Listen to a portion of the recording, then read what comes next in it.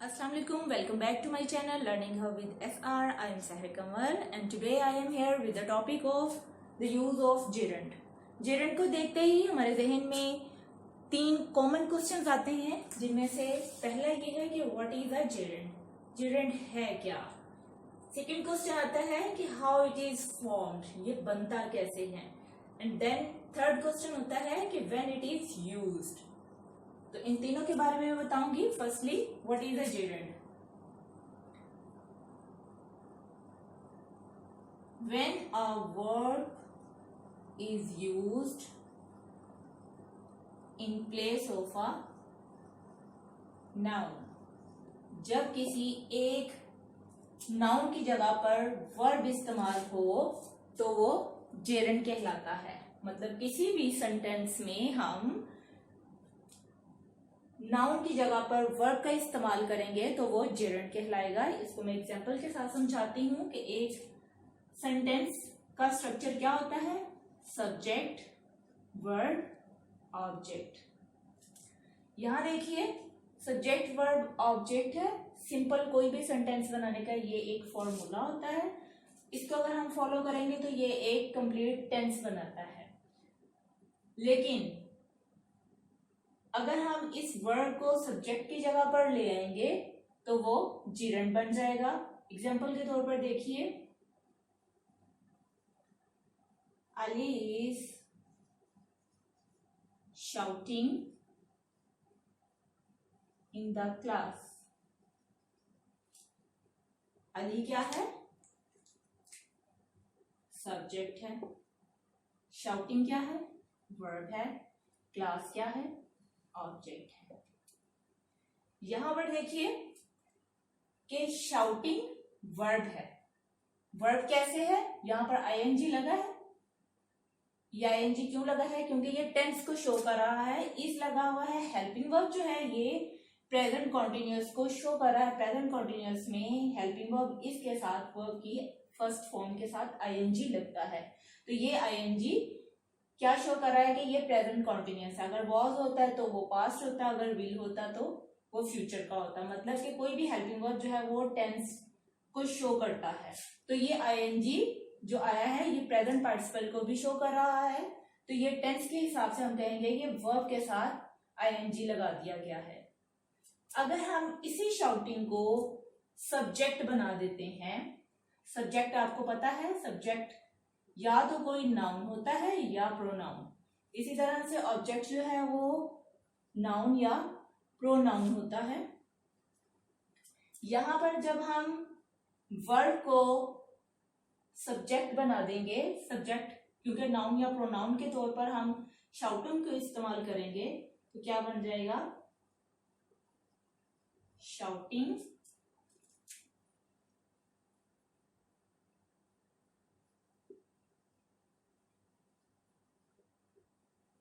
Shouting is a bad habit. यहां पर देखिए ये सब्जेक्ट बन गया है. मतलब कि ये एक नाउन का रोल प्ले कर रहा है, उसे मॉडिफाई कर रहा है. लिहाजा यहाँ पर ये सब्जेक्ट के तौर पर इस्तेमाल हो रहा है.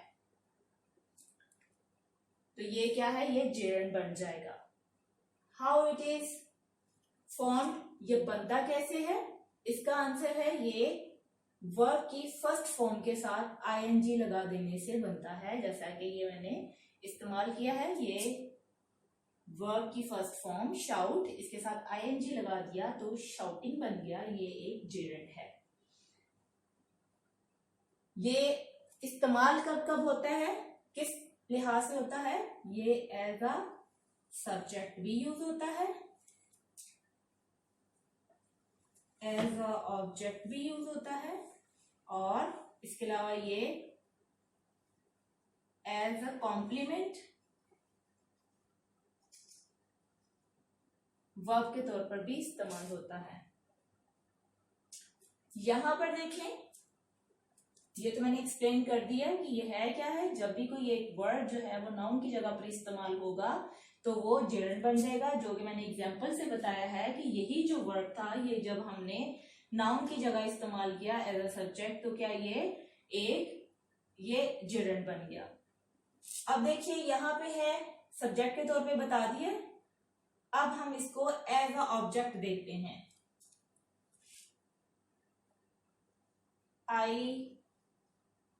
don't like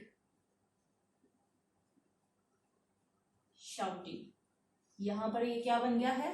object.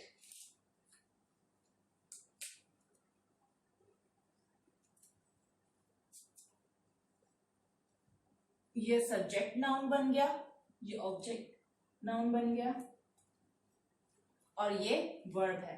ان میں اب ڈفرنس کیسے پتا چلے گا کہ جو ورب ہے اور جو جیرنڈ ہے ان میں ڈفرنس کیا ہے؟ تو ڈفرنس بہت بڑا. دیکھیے ورب میں ہمیشہ پہلے ہیلپنگ ورب آئے گا. کوئی بھی ٹینس کے حساب سے جو ہیلپنگ ورب لگتا ہوگا وہ یہ شو کرے گا کہ یہ ورب کا ہے, یہ پریزنٹ پارٹیسپل ہے, یہ کوئی پارٹیسپل لگا ہے آئی این جی جو ہے ورب کو شو کر رہا ہے. لیکن یہاں دیکھیے شاؤٹنگ سے پہلے ہیلپنگ ورب ہے نہیں ہے, اور یہ سبجیکٹ کے طور پر استعمال ہو رہا ہے. ایسے ہی یہاں پر بھی دیکھیے اس سے پہلے ہیلپنگ ورب نہیں ہے اور یہ آبجیکٹ کے طور پر استعمال ہو رہا ہے. یہ دو تو اس کے بتا دیے, سبجیکٹ کے طور پر بھی اور آبجیکٹ کے طور پر. ایسے ہی تھرڈ ہے کہ ایز اے کمپلیمنٹ ورب کے طور. تو اس کا دیکھیے ایک ایگزامپل میں,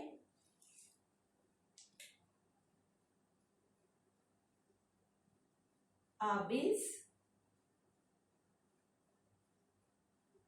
favorite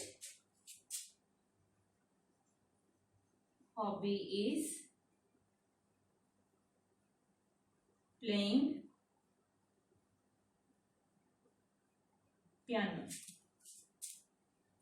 عابد کی جو فیوریٹ ہابی ہے وہ پلینگ پیانو ہے.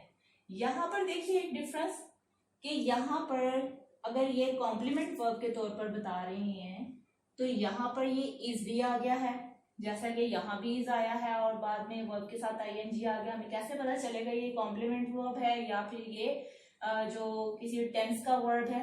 تو اس کے لیے یہ دیکھیے کہ یہ کمپاؤنڈ کو شو کر رہا ہے. پلینگ پیانو, پیانو کے ساتھ یہ جوائنٹ ہے تو یہ کمپاؤنڈ ناؤن یا کمپاؤنڈ ورب ہو سکتا ہے, لہذا یہ کامن ورب نہیں ہے. یہ کسی ٹینس کے حساب سے نہیں آ رہا بلکہ یہ کمپاؤنڈ ناؤن کے طور پر استعمال ہو رہا ہے. اس کے علاوہ کچھ اور ایگزامپلس میں دوں گی جس سے مزید آپ کا concept clear who.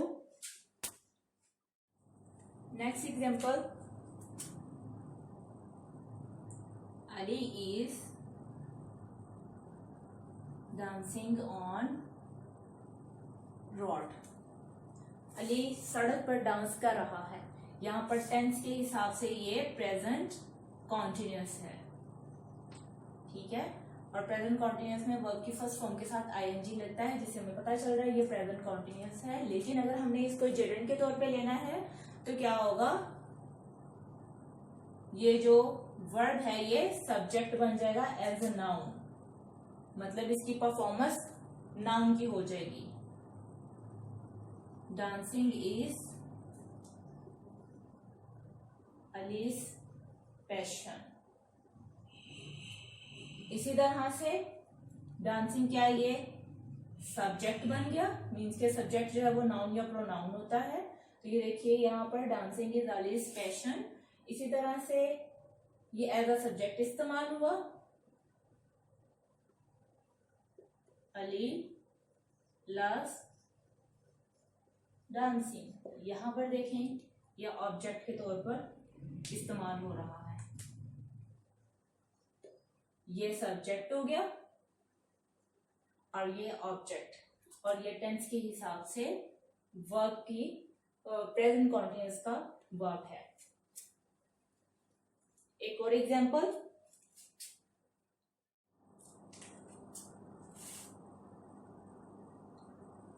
they are swimming in the pool. یہاں پر جو ورب کی first form plus I N G آیا ہے یہ کیا ہے, یہ ٹینس کو شو کر رہا ہے پریزنٹ کانٹینیوس کو. یہاں پر ورب بھی ہو سکتا تھا, ول شیل بی کا استعمال بھی ہو سکتا تھا. تو لہذا ٹینس کے حساب سے ہم نے یہ پریزنٹ کانٹینیوس کو ہی دیکھا ہے. they are swimming in the pool. अब हम इसको एज अ सब्जेक्ट के तौर पर इस्तेमाल करेंगे तो ये जेरंड बन जाएगा। Swimming is good for health.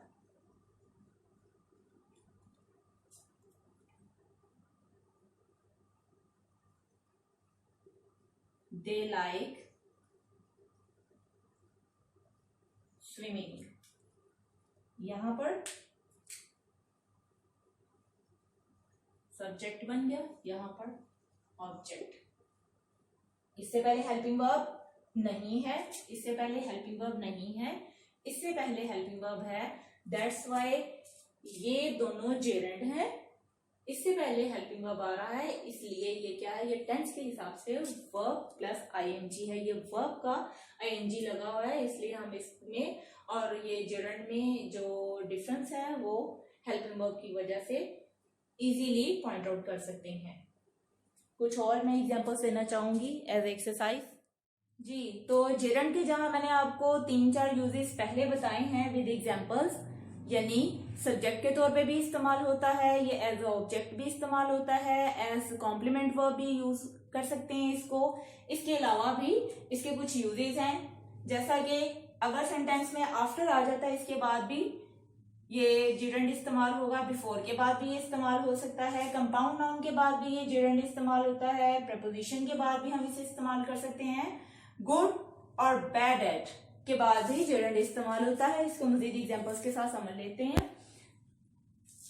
He offers prayer after taking bath। यहां देखिए, he offers prayer after taking bath। taking bath क्या है, कंपाउंड नाउन है। टेकिंग बाथ ये कंपाउंड नाउन के तौर पर भी देखिए आईएनजी आ गया, और इसके अलावा ये इसका एक और भी है आफ्टर। आफ्टर के बाद ये जेरंड के तौर पे इस्तेमाल हुआ है। सेकेंड है writing is an exchange of idea. यहाँ पे देखें ये सब्जेक्ट के तौर पे ही हुआ है।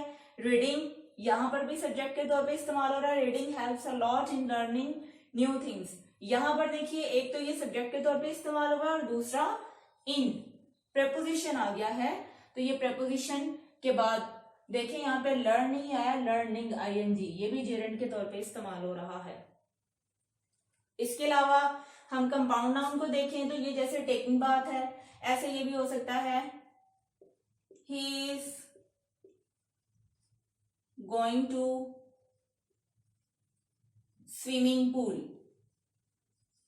तो यहां देखिए टू प्रेपोजिशन आ गया, इसके बाद ये स्विमिंग पूल आ गया। एक तो प्रेपोजिशन है और दूसरा क्या, ये कंपाउंड नाउन भी है। इसी तरह से रनिंग शूज भी आ सकता है। तो ये डिफरेंट एग्जांपल्स हैं जिनका इस्तेमाल मैंने जेरंड के हिसाब से बताया है। तो फ्रेंड्स, कैसी लगी आपको मेरी वीडियो? पसंद आई है तो लाइक कीजिएगा। अगर आप मेरे चैनल पर नए हैं तो मेरे चैनल को सब्सक्राइब कीजिए। I will be back with another video. Till then take care. अल्लाह हाफिज।